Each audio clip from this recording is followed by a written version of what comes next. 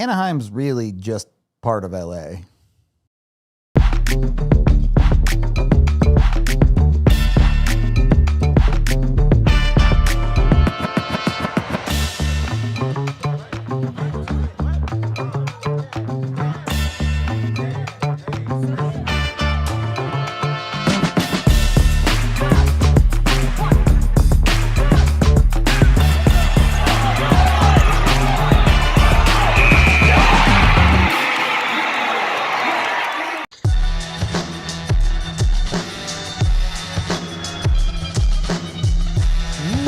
Welcome in to the DNVR Avalanche Postgame Show, live from the Toyota Lounge, the Winners Lounge, and powered by our Front Range Toyota dealerships.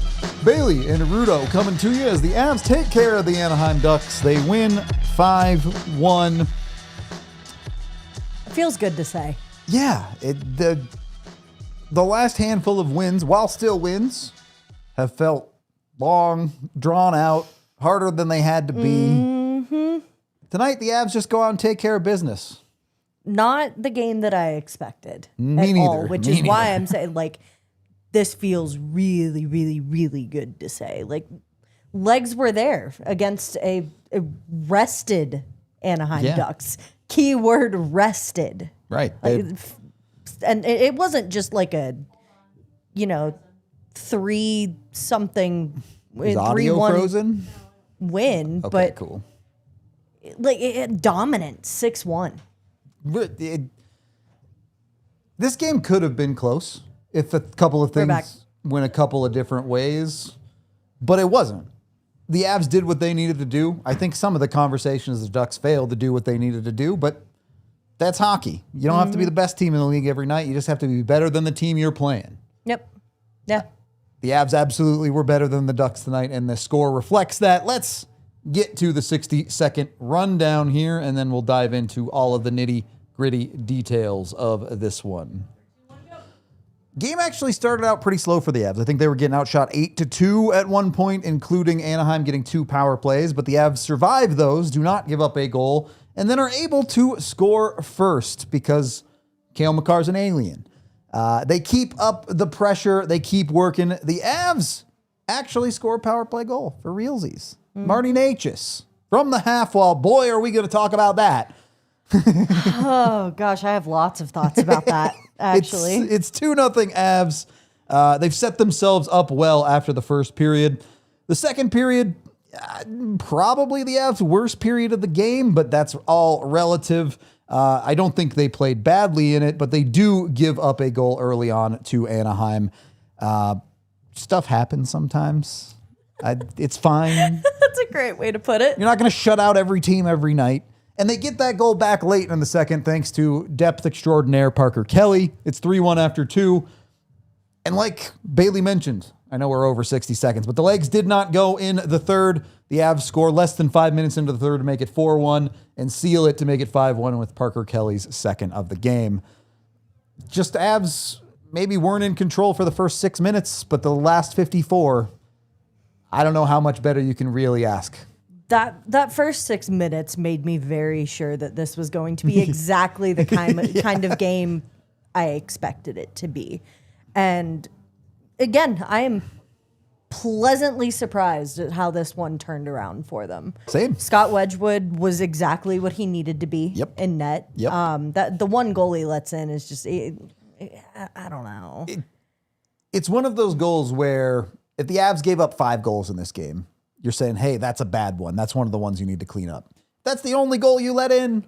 I don't care. You did your job. Right. Like you were doing what you were getting paid to do at that point. So otherwise, phenomenal game from Scott Wedgwood. And it makes me just that much more confident in, like, we talk a lot about the forward depth and defensive depth needing to kind of step up in key moments. Parker Kelly is the epitome of that in this game. But with Mackenzie Blackwood kind of the clear-cut, or what is in Bednar's mind, clear-cut starter for the rest of the season, talk about the depth that Scott Wedgwood provides in net. It's you put anybody in net, and those guys are confident as all hell going out there. Yep. Yeah, it feels good to watch a confident Avs team. And yeah, I think underlying, since coming back from the break, they've been confident. But this is one where I think it's shown through a little bit more of a team that's getting rewarded for playing the right way and doing the right things, as opposed to certainly before the break where it was clear the Avs were playing with almost no confidence. Yeah. No, that was survival mode. Yeah. At that point. So, but you make it through. Don't call it a comeback, but the Avs are back, baby. We are so back. No, what's even more impressive to me, too, in looking at this game, and maybe I'm kind of jumping the gun here. 5 games in 7 days. Yeah. 4-1-0. First team to 90 points, by the way, as well. Like there's so many exclamation marks on a win like this. I just don't. Your expectations are unreasonable if you think it should be better than that. Of course, you would love them to be 5-0, but that can't be the expectation in that stretch. That is a hard stretch of hockey to play. For most teams, going 3-2 in that stretch would be a huge win. 4-1 has to be A+ work from the Avalanche. 100%. I mean, I think A+ probably would have been the 5-0, but you give this an A for sure.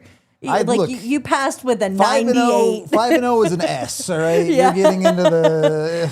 like, this is God mode tier type things. Right. Yeah, I don't know how you look at this stretch. Look at...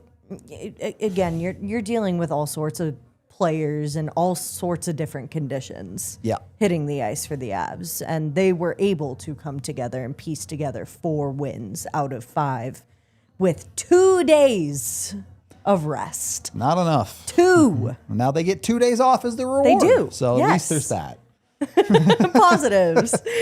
But no, that just blows my mind. And again, just to mention it again, the 90 points is huge for me. Like we already know this team is the best in the league, but to be the first to 90 points, we were kind of towing these milestones a little bit before the Olympic break. Maybe they can get there, maybe they can't. To get there and see them get there the way that they did feels good. Yeah, I think it is an important stretch of the season, not just because, the Avs need to maintain their lead and get those 90 points, but it's an important stretch of the season to test themselves a little bit. Hey, some of these wins you had to fight maybe a little bit harder than you thought you were gonna, and you still got them. Some of these wins you also showed if a team doesn't bring their good stuff, you can take care of them easily. So the Avs are in this position because they've earned it.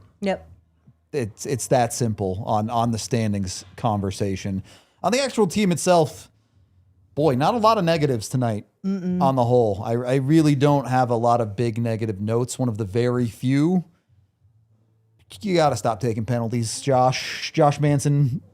And look, Avs PK was great tonight. If you want to look for the silver lining or the flip side there. Right.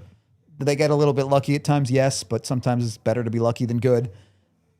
But Josh Manson's now 5 straight games with a penalty. Like that's you gotta find a way to stop the bleeding when it comes to things like that. There are a lot of things that I appreciate about Josh Manson and what he brings to the ice as a player. It makes appreciating those things just a little bit harder when you can't rely on them consistently, because there's maybe an opportunity where he's sacrificing that to go in the box. Well, and that's hard. That is really difficult for me to kind of defend. Especially with Josh, it puts you in a tough spot because he's a penalty killer for the Avs.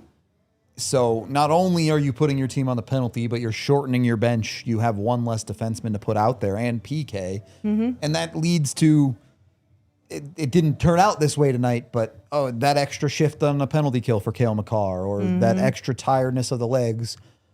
You can see how that could have led to bad things in this game. Now it didn't. The Avs overcome all of this. They played great. Awesome.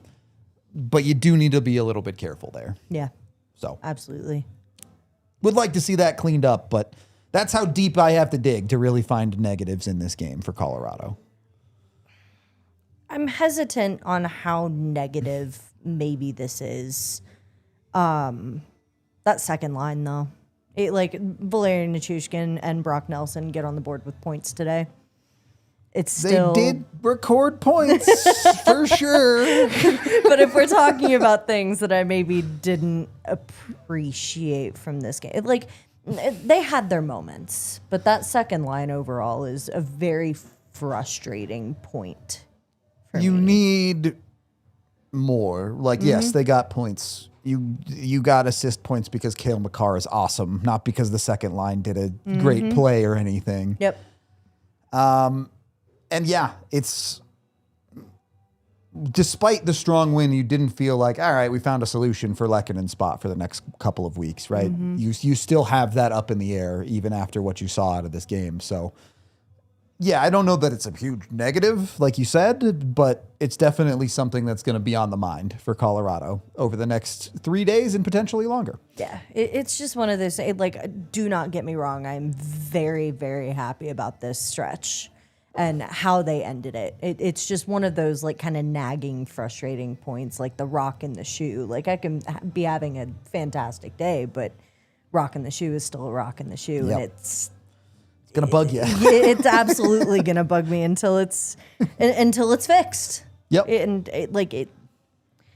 Valerian Nichushkin's kind of getting to that point for me where he's getting, if he is noticeable, it's not for the right reasons. And he's just kind of, I don't notice him. Third pairing defenseman like Brett Kulak, not noticeable. You had a good game. Top six forward, not noticeable. You're not doing enough. Right. Yeah, it's just that simple. If Val Nichushkin was a bottom six guy, you'd say, all right, you know what? Fine. I'm not that worried. Bednar shortens the bench usually anyway with those guys. I'm not worried about that. But when it's... They're looking to you to be productive. We're not even talking about a Ross Colton who fluctuates in and out of the top six. Right. We're talking about a Val Nichushkin who is a steady presence there. Yeah, and we are going to talk about Ross Colton later too, I'm sure. But with Nichushkin, it's more mandatory that it has to start happening for him. And again, at the end of the season, no one's going to remember that the assist he picked up tonight was a secondary that was meaningless and Cale Makar made an awesome play. But in the moments, you need a little bit more impact from a guy like that. And I will say for Val, I do think there was a little bit more power in his game. I think we saw him look a little bit more comfortable with the puck on his stick. But that next play just still was not there for him. Yeah. So no, that's fair. Need more. You need a little bit more there. You don't need a whole lot more as a team, though. You look at a night like tonight, and yeah, you would love something from your second line. But you got your top guys producing, you got your power play producing, you've got your depth guys producing, and you got great goaltending. Complete. Yeah. Complete game. I don't think your defense played their A game, but they were good enough. Yeah. Not very few complaints. When you're talking about a Segababa like this, that is about as complete as it gets. If you've got two of the three firing on all cylinders, I'd say that's a... You should win. Yeah. You should win if you get that, and the Avs did. Yep. So, well done on that front, and well-earned rest for the Avs coming up here before... it's a big game against Dallas, I ain't going to lie to you, but... No. A lot going on that day. Yeah, just a few things. We'll see. Couple. Maybe the Avs will... We're off Thursday, so that's when the Avs will make their trade, because that's how it always works. That's always how it works. But no, tonight, we can start here and give out the milestone award. Nathan MacKinnon hits 100 points on the season, the fastest ever in an Avs jersey to do that. I'm shocked. Shocked. The thing with Nathan MacKinnon is, I think we sometimes forget about the context of how good he really is, because he's just that good almost all the time. So when he's not playing as the literal best in the world player, people get frustrated. I get frustrated with him. And for sure. Then he hits milestones like 100 points in 60 games, and you're like, oh, right. That insane number, too, by the way. Shortest time span in franchise history. It's ridiculous. To get to that mark. that is the stuff of fairy tales. I feel like when you're looking at a player like Nathan MacKinnon doing what he does, that is definition of generational. Yeah, this, we're almost certainly experiencing the peak of Nathan MacKinnon's career as he's putting up 100-point seasons year after year. Ridiculous. I think it's worth noting that, realistically, Nathan MacKinnon's offensive peak is probably the best this franchise has ever seen. Not just this year, fastest, whatever. This 3-4 year stretch is probably the most productive ever, including an organization that had guys like Joe Sakic and Peter Forsberg. Nathan MacKinnon really is good enough to be up there with some of the greatest players that have ever played. It's a different kind of hockey too when you think about it. It's arguably a much more difficult game nowadays too. So to sit there and do things the way that Nathan MacKinnon does it and the fashion in which he does it just makes that much more impressive. I wish I could skate like Nathan MacKinnon for one day. Just to see how it feels. Yeah, We're talking about the guy who grabs lefty sticks for fun. Hey, I need a challenge because this isn't hard enough. We do need to take our first break of the show, but plenty more players and positives to talk about here, as we are sponsored by the fantastic folks over at Taco Bell.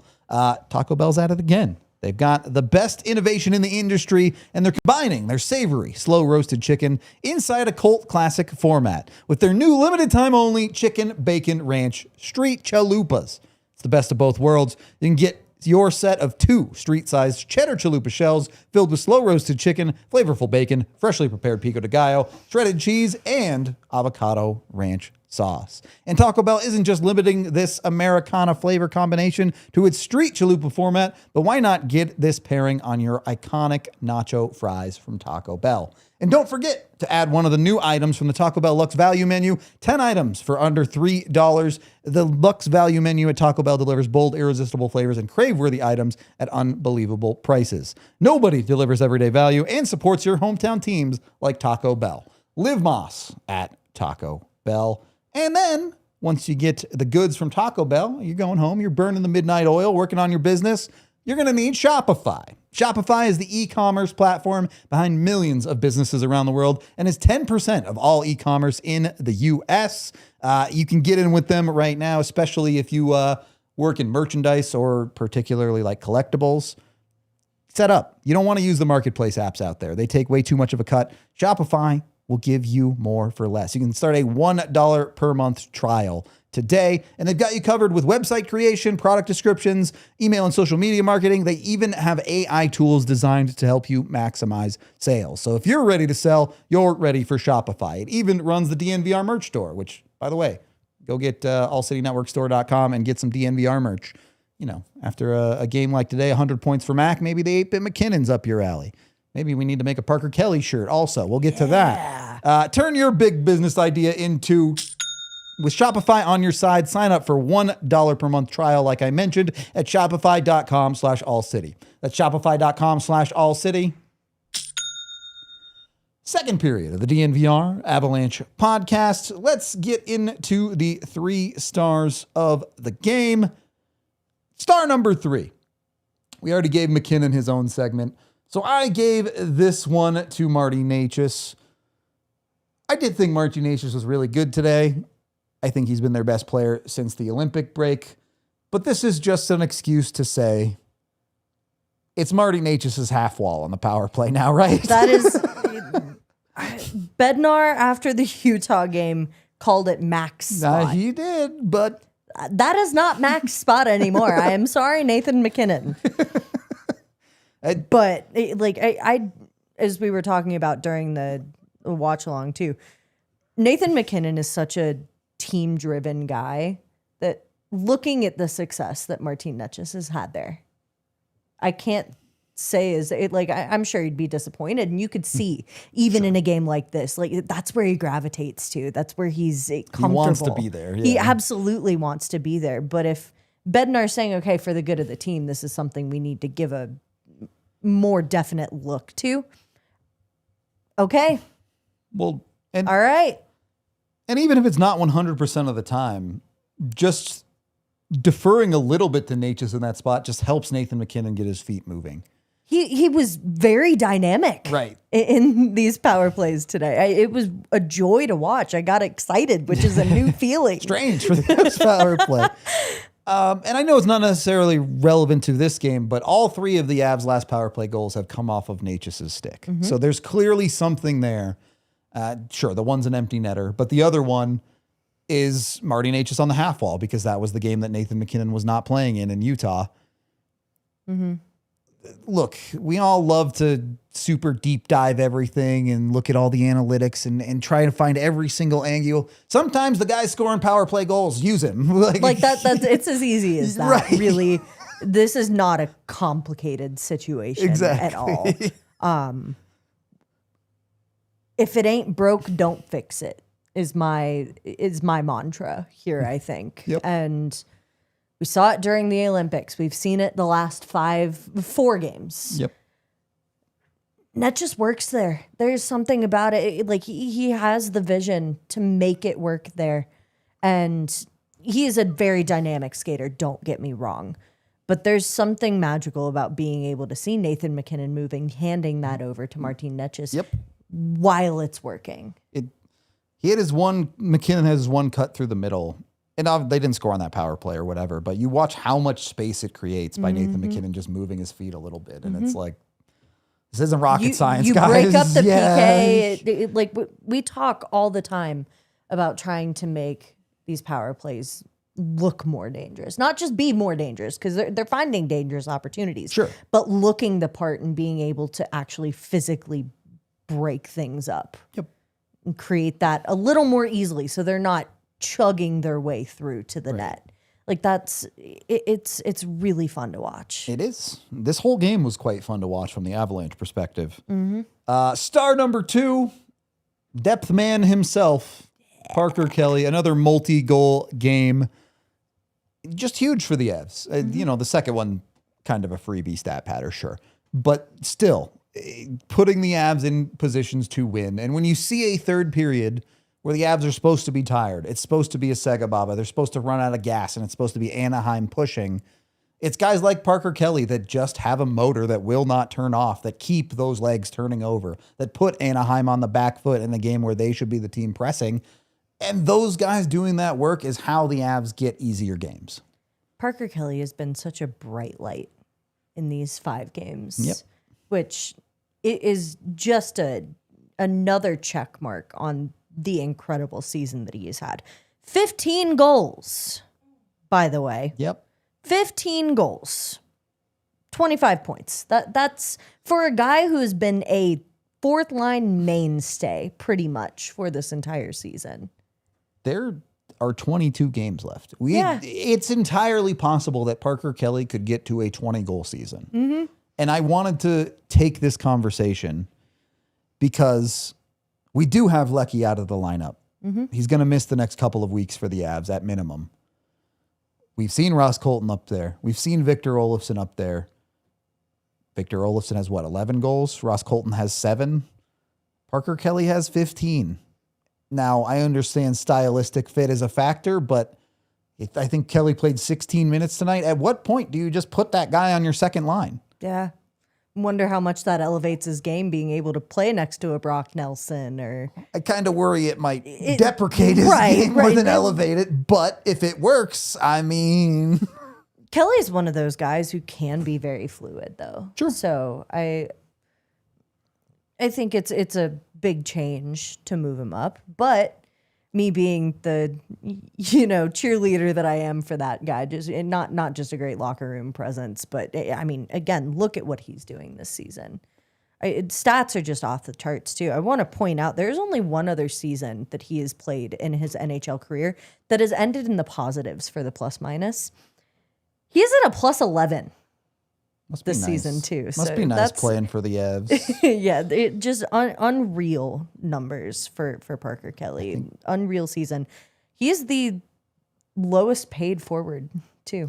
On the team. On the team. The minimum paid forward. His pay raise does not kick in until next season, too. Yep. So we are getting this version of Parker Kelly, knowing that, I mean, he's sticking around on a heck of a discount. Even if this is an anomaly season, and Parker Kelly next year goes back to being an 8, 9, 10 goal guy, he's still worth every single penny of that contract. Can I ask this question before we get into the first star, too? Sure. We talked... I know the big question surrounding Yoel Kiviranta last season was the anomaly. This is never going to happen again, or at least not for a very long time type of season. Yeah. Is that this type of season for Parker Kelly? I think there's some level of anomality. Just making up words over here. I think, is it a little anomalous? Yes. Is it so far out of the range of normal that you think it's going to completely disappear next season? No. I think this is a guy who is a very intelligent hockey player. He understands the way he has to play, and he does things that are repeatable and sustainable when it comes to his success. You look at his first goal today, and you know what? Goaltender probably should have had that one. There are some things breaking his way this season, but I don't expect it to be what we've seen from Kivy of 16-goal season to 2-goal season. Yeah. That's not... Parker's floor is too high for something like that to happen. Now it may be a 10-goal season, an 8-goal season, like I said, and that's fine because he's also really, really good defensively. He's got a complete game. I can't say enough love about Parker Kelly is my point.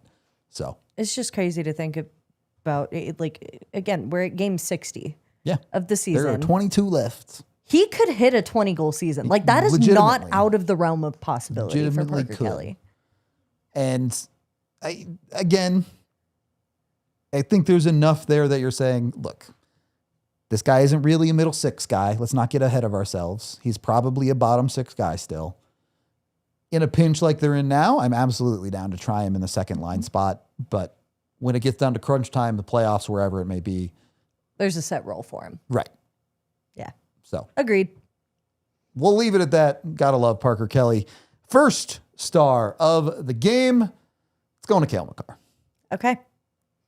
We'll talk about Wedgwood. Don't worry. We'll get there. I was waiting for it. But look, the version of Cale Makar that shows up in games like these are why you can safely ignore all of the people on the internet saying Cale Makar is not a top 3 defenseman in the NHL. Because he is. Yeah. He's just better than everyone else. Yeah. I don't know if I can take those people seriously at this point. And that is not like a meant to be kind of like degrading comment. Like, that's just a fact. Yep. At this point. Cale Makar is one of, if not the best defenseman on the face of the planet right now. And yes, the highlights are awesome. Yes, that first goal is unbelievable stuff from Cale Makar. There's so much more to his game. Right. It's more than just the highlights. You look at defensively tonight, and to be fair, some of this is Devon Taves as well as it is Cale Makar. But the Avs top pairing, we're 60 games into the season, and there have been long stretches where you're like, the Avs top pairing doesn't look defensively like maybe they have in the past. Yep. Over the last 5 games, they've stepped that level up a significant amount, and you're seeing the top pairing version that the Avs are. They have that in the bag, and it has to show up when it matters, as we've always talked about, but you have faith in a guy like Cale Makar that last year's playoffs was the anomaly, and this guy's about to come ready. Yep. Yeah. He good. That's the understatement of the century. There's good does not begin to describe the all-encompassing entity that is Cale Makar. He's got that... one of those aliens you can't even really comprehend. He's 4-dimensional or whatever. I don't know. I don't know where I'm trying to go with this. Yeah, unbelievable though. Yeah, sure. I don't. And, he joked the other day after that Utah game about Parker Kelly going off. About like, that's just the expectation Parker Kelly's setting for himself. What about the expectation he's setting for himself? That has to be through the atmosphere. You need a telescope to see that bar. Yeah. Like that bar cannot be seen with the naked eye. No. Is how incredible Makar has been. Past for Jupiter this team. at this point. Yep. Something like that. Yeah, we would like winner shots, chat. You can get us to 100 likes. We believe in you. It would be fun to celebrate this game in a 4-1 stretch for the Avs. Come on. I would like a winner shot. Have not had a winner shot in a while, so please. Get us to 100 likes. I believe in you. We do need to take our second break of the show and shout out a few more of our sponsors while you hit the like button, including Common Spirit Health. At Common Spirit Health, they're more than just hospitals and clinics. They're a team of passionate and expert caregivers dedicated to your well-being, woven into the fabric of your community. From preventative care to advanced surgical solutions, their skilled physicians and caring staff are here for you, offering personalized treatment tailored to your unique needs. You can expect a blend of cutting-edge technology with a commitment to human kindness at their 20 hospitals and 240 clinics right here in Colorado. Whether you're a routine checkup, managing a chronic condition, or responding to an emergency, you can trust Common Spirit to deliver exceptional care close to home. Experience the difference compassion makes. Find a Common Spirit location near you and discover a new standard of health and healing by visiting mountain.commonspirit.org. Common Spirit Health is the official healthcare partner of the Denver Broncos. And once you've taken care of your health, treat yourself to a little bit of steak at STK Steakhouse. You can get over there. They're open late after game days. So whether it's a Nuggets game, an Avalanche game, you can still get there and have your steak. They have happy hour at $3, $6, and $9 levels. Sunday through Thursday, 2:30 to 6:30 and 9 to close. And then on weekends, 2:30 to 5:30. They also have a $69 steak night that comes with a 3-course meal plus a glass of wine. They have seasonal menus with rotating items, and they're even open on holidays. They've got a DJ every night, so it's dinner with a vibe, and they even offer private dining spaces and corporate events. Go check them out. You can make a reservation today at stksteakhouse.com to learn more. Third period of the DNVR Avalanche podcast. Scott Wedgwood did not put him on the 3 stars because I can only pick 3. Absolutely justifiable if you want to put him on there. He only gives up 1 goal on the game, and he makes some really nice saves in the third period that I just weren't as important. It's the first period where he is keeping the puck out of his own net and making sure that the Avs don't have to climb up out of a hole in this game. Now, did he get a lucky Anaheim missed a wide open net on the power play? Sure. But if Wedgie doesn't turn in that performance, the Avs don't get to cruise. No, this is, again, the type of game you're expecting every single skater on the ice to be dead and out of it, right? Like they exhausted a lot of what should have been holding on and kind of coasting a little bit in the last game to translate to some of this one. Did not happen that way. And I was fully expecting them to pay for it. And, you know, the first part of it they did. But with that expectation in mind, Wedgwood went and showed out. And it was great. In knowing that that expectation was surpassed for the skaters on the ice, and they went out and performed and did their job. And also, Wedgwood still held on to that mentality and performed above and beyond to keep them in this. There were a couple, finishing on both parts was a little bad tonight. A lot of missed nets. So, and I don't want to take away from the 6-1 result, but there were a lot of missed nets on both sides of the ice. So part of that is just Anaheim not being able to hit the net, but also, and. I mean, how many nights have we seen on the other side where the Avs maybe aren't hitting the net very well? Mm-hmm. And then the goalie makes a couple of good saves, and it clearly gets to the Avs' head, and they start trying to make the perfect play, or they start gripping the sticks a little bit too much. That's what Wedgwood did to Anaheim today. Mm-hmm. And they've got the talent to normally cruise past that. Wedgwood playing mind games with them is the best case scenario that could have happened in this game. Yeah. Also survived another guy crashing into him in front of the net. So good that he's not hurt. Oh, that was... I know we broke it down a little bit on the watch along. Yeah. But I was very surprised that call got made. Same. I did not think they were going to call a penalty on that. But I think it was the right call to blow the play dead. You know, Wedgwood. Which nobody cares about Wedgwood. So, like, it was nice to see somebody care just a little bit. But that contact was clearly outside of the crease to me. It didn't lead to a goal directly, so it's not like it affected the play. A little bit surprised that the interference call went the Avs' way on that one. And you know, the Avs didn't score on that power play anyway, so whatever. But hey, if things are transitioning back to normal and the Avs are getting some calls and maybe some bounces are going their way, we talked about it in pregame. Avs probably have earned a few. Yep, absolutely. If this was a game they get kind of a break on, considering the way that things have gone for them the last 4 games before this, cool. Yep. If you guys want to learn more about potentially trading Valenchushkin, you should become a diehard and go check out AJ's piece that he put out today about all of the trade rumors and things he's heard around the league for Avs trades. You can become a diehard today. It comes with a bunch of amazing boosts, like a shirt included with your subscription. You get discounts here at the bar. You get access to the DNVR Discord. Tons of fun stuff. And, you know, most importantly, it helps support us. So that's cool. Do that if you really like us, or if you just want access to that written stuff. Bailey also has a bunch of great written stuff that you should go check out, especially if you care about Scott Wedgwood. And all of his little quirks out off of the ice. Yeah. It's going to be a fun one. Too many references go right over my head when it comes to the goalies. So Bailey's got that on lock. Yeah, that's that. We also have audio and I guess video. We are on YouTube from Jared Bednar. Post-game presser talking about this one, and how can you not be anything but happy if you're Bedsy?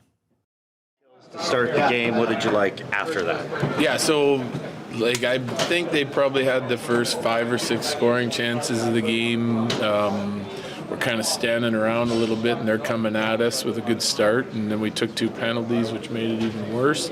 But I would say after the first 10 minutes of the game, I was not just happy, but really happy with their game. I thought we dug in on the defensive side of things.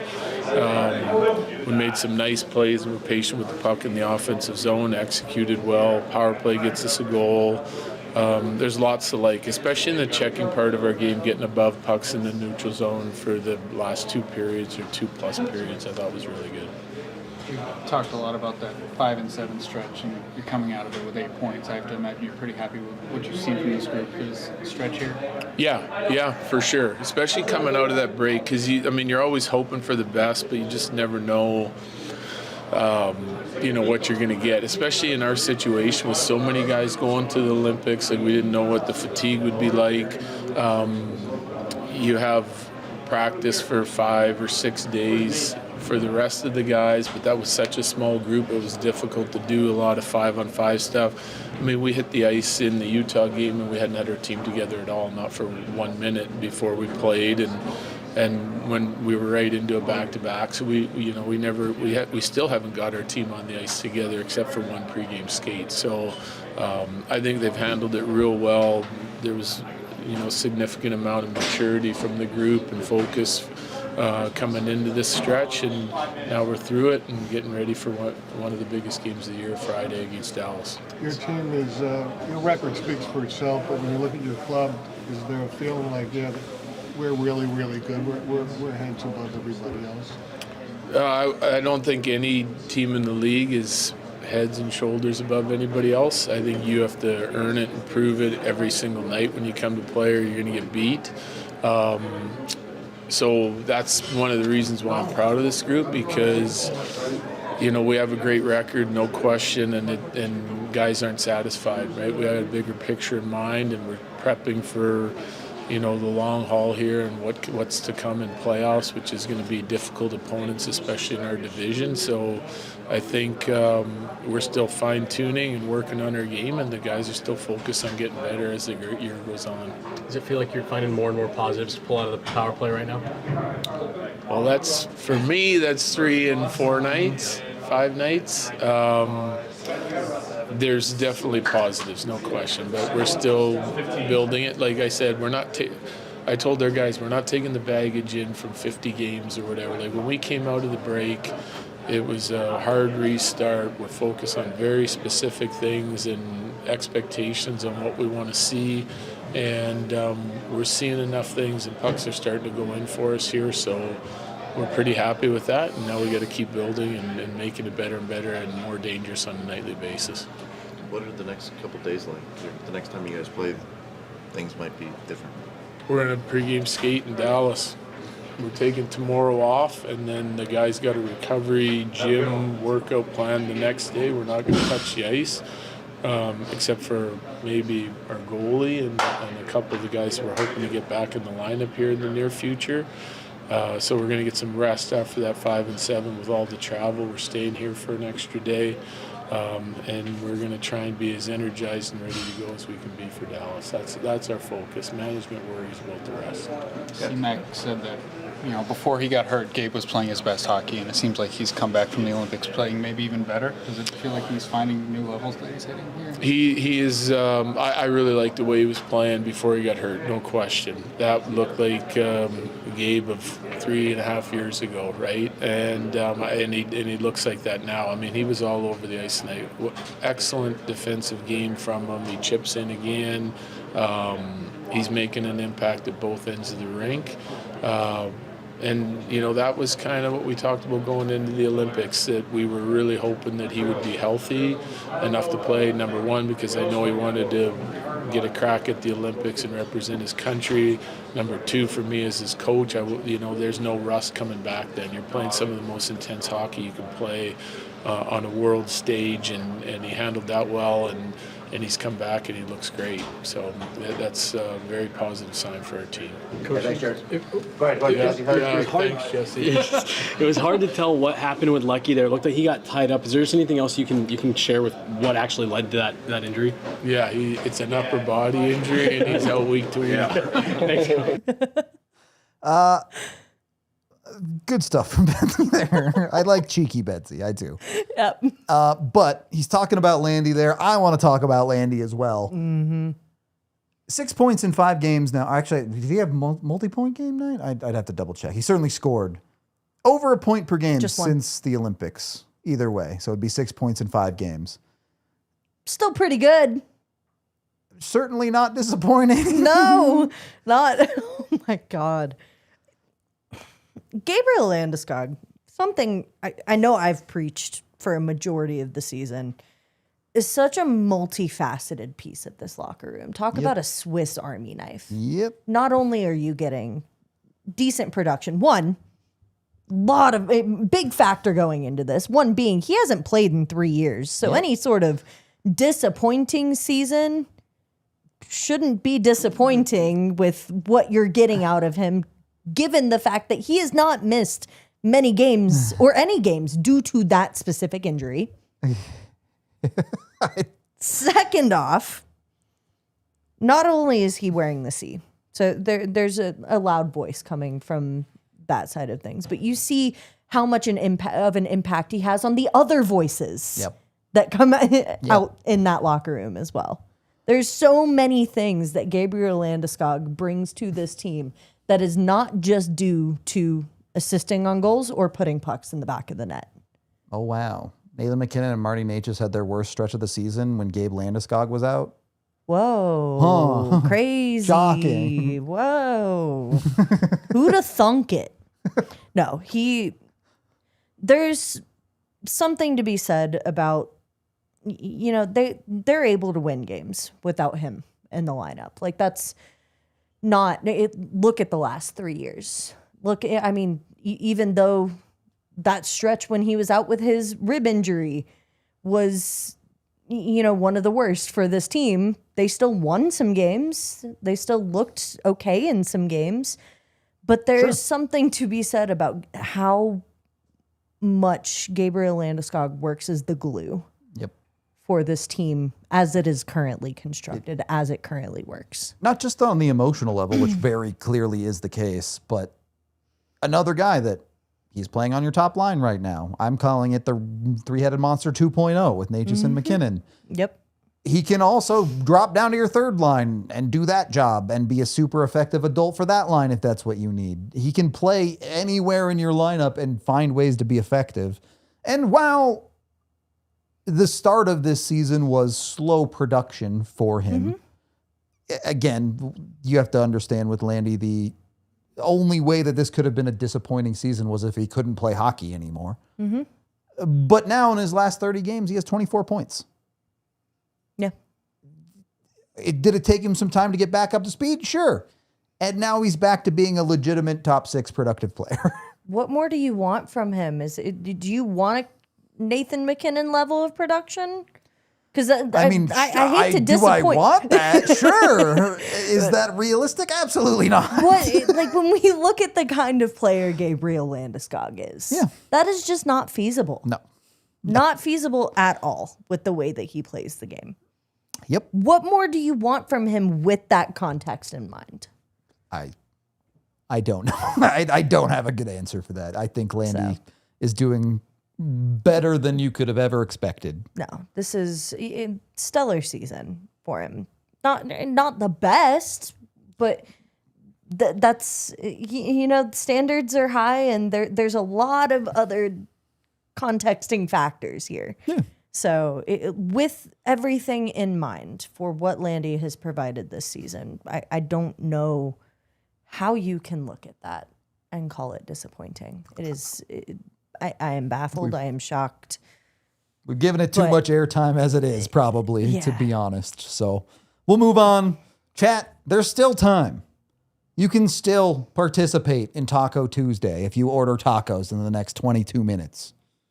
Or if you're on the West Coast, you have like a whole extra hour. So get on it. It's Taco Tuesday over at Taco Bell. Taco Tuesday, we're doing it. Harrison, look what we've had here. They keep bringing us more innovations. Taco Bell keeps advancing the game. We've got the chicken bacon ranch nacho fries here. You've heard all about their chicken, their delicious chicken. Now we've got it in nacho fries form. I mean, fries, bacon, chicken, cheese, sauce, little pico de gallo in there. That hits. I mean, if you put those ingredients together, you're probably going to have a banger. Get yours while you still can. Get this on the menu. Happy Taco Tuesday to you all. The other thing is, Dre, this is a lot of food. Yeah, it is. Like, this is a full meal. I'm probably going to be good for the rest of the day with this. Love that for us. There you go. Taco Tuesday. Final period of the DNVR Avalanche podcast. Did we narrowly avoid disaster with Sam Malinsky in this game? God, I saw the cut on his eye and my heart stopped just a little bit. It was close. He's resilient. Of course. So we're fine. But also, no, it's narrow miss. Glad to see that he's okay. Glad to see that he continued to play and not thrive, but it was an overall solid game. Yeah, I would like him to hit the net a little bit more, but if we... There's a lot of guys. If we transferred Cale Makar's inability to hit the net to Sam Malinsky, if that's the sacrifice we had to make, sorry, Sam. Yeah, no, you do what you need to do, buddy. Cale Makar's taking care of business. We're good. But also, I don't know. Sam Malinsky, a little more quiet recently. Yeah. I'm not surprised by that. Brand new pairing, mate. Yeah, brand new pairing, mate. You're talking about, second season in the NHL, or at least as close to full and consistent as it gets for him. Second real full season. Right. Yeah. That's not surprising. But in transition, we talked a little bit about Valerian Nichushkin's inability to produce much. It's the second game for Ross Colton where nothing's really translating for him. Yeah, which is... It's tough, right? Because Ross Colton's role is a little bit in flux. Is he really a top 6 guy? Probably not. Is he filling in for you there? Probably. But he has already had a significant stretch of a cold streak in this season, and can the Avs afford for him to have another one? Maybe in the regular season, maybe, but he can't do that in the playoffs. You have 2.5 days to figure that out. And that's a hard decision to make if you're the Avalanche, right? What you're going to do there. Because Ross is capable of finding that production, but can you live with the possibility that he doesn't? And I don't want to get too much in this conversation because we're going to talk about it a lot tomorrow and the rest of the Avs assets, but it's starting to become difficult to figure out where Colton fits in this lineup. Mm-hmm. Especially you're probably looking for a 3C. So can Colton function with a new line mate? Will he have struggle? Will he have issues adjusting? Are you looking to move on from Victor Olofsson instead? And, maybe moving Victor Olofsson is something that frees up Colton to play a different way a little bit, although he's not playing with him now.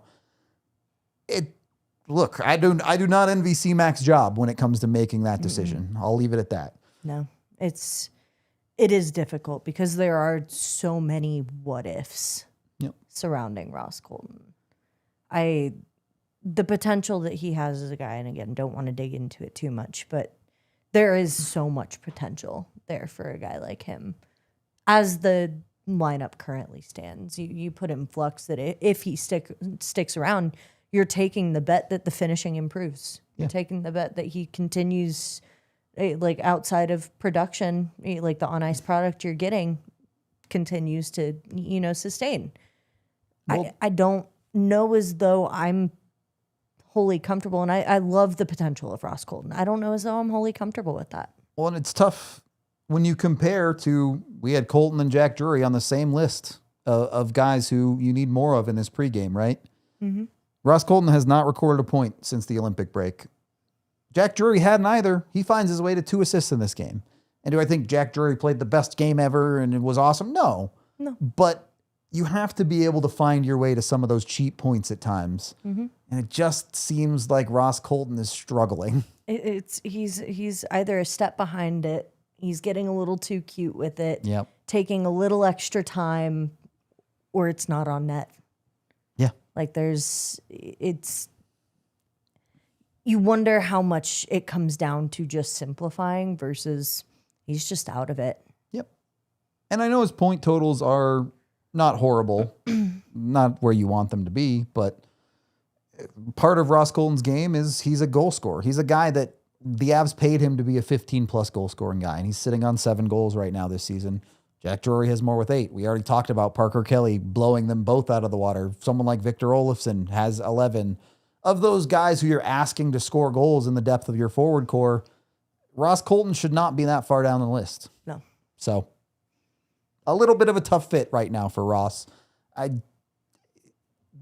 want to be clear, like, even if the Avs keep him, I'm fine with that. Mm-hmm. I don't think that's the wrong decision, but he's another one of those players who brings a lot more than for sure just that goal scoring. Like, there's a lot of on ice product outside of the production that you're getting out of him, which is why the argument's so difficult for me. But yeah, it's why building a team is so hard. Mm-hmm. Is not, does Ross Colton end up being the right fit for the Avs? And the answer is maybe. And again, we'll talk about it more tomorrow. We can move on here. Because I do want to talk about the defensive side a little bit too. Small sample size again. We haven't been back to action for that long. It's 5 games. Mm-hmm. But despite Josh Manson's penalties, the Avs' 6-man D-core as a whole has felt a lot more stable, right? Mm-hmm. With Kulak in, and I don't know that these things are necessarily related. Obviously, Kulak has been solid defensively. But the uptick you've seen in your top pairing and the Manson-Burns pairing, while they still are not perfect, they're finding ways to not have the big, bad game, right?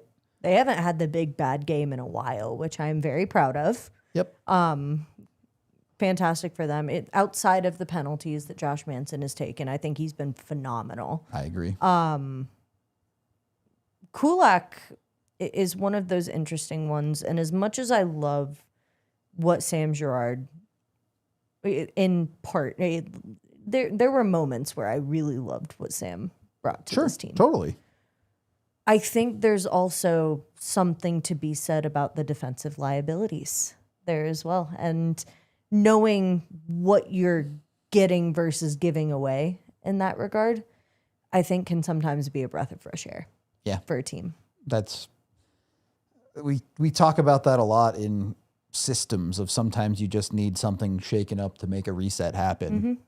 A trade can absolutely do that for a decor, and you have to prove it over the remaining 22 games and in the playoffs, but a good start for the decor as a whole. Especially when talking about stylistically how much was shaken up. Yeah. Too. True. So like there's a lot to break down that way as well. You're getting somebody who provides a little more defensively, who is a little bit more defensively reliable, but also again, I've been very pleased with how he's moved the puck and how much more noticeable he's become. Like in a good way, especially in these last 2-3 games.